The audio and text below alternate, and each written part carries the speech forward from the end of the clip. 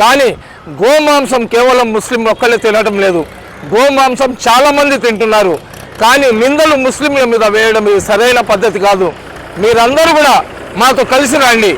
మీకు సత్తా కానీ ఉంటే, మీకు ధైర్యం కానీ ఉంటే, మీరు నిజంగా గోవులను రక్షించాలా, గోమాతను తల్లిలాగా పూజిస్తామని చెప్తున్నారు కదా, రాండి, నేను ముందుంటాను. మనమందరం కూడా కలిసి గోమాతను జాతీయ జంతువుగా ప్రభుత్వం దాన్ని డిక్లేర్ చేసే వరకు పోరాటం చేద్దాం. ఈరోజు గో సంరక్షణ సమితిలు, ఆర్ఎస్ఎస్ వాళ్ళు, బజరంగ్ దళ్ వాళ్ళు వీళ్ళందరూ కూడా గోవుల రక్షణ కోసం భగ్రతప్పుడు వచ్చి గగ్గోలు చేస్తున్నారు కదా.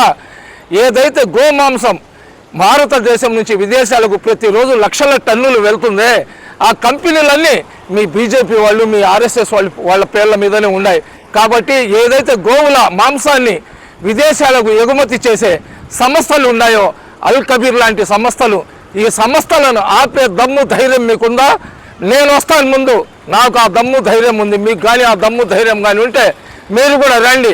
మనమందరం కూడా కలిసి ఏదైతే విదేశాలకు అక్రమంగా గోవులను, దూడలను కోసి ఆ మాంసాన్ని అమెరికా, ఇజ్రాయిల్, అదేవిధంగా యూకే అటువంటి కంట్రీస్కి పంపిస్తున్నారు కదా, ఆ కంపెనీలను మూయించడానికి మనమందరం కూడా ఒక ఉద్యమం చేద్దాం.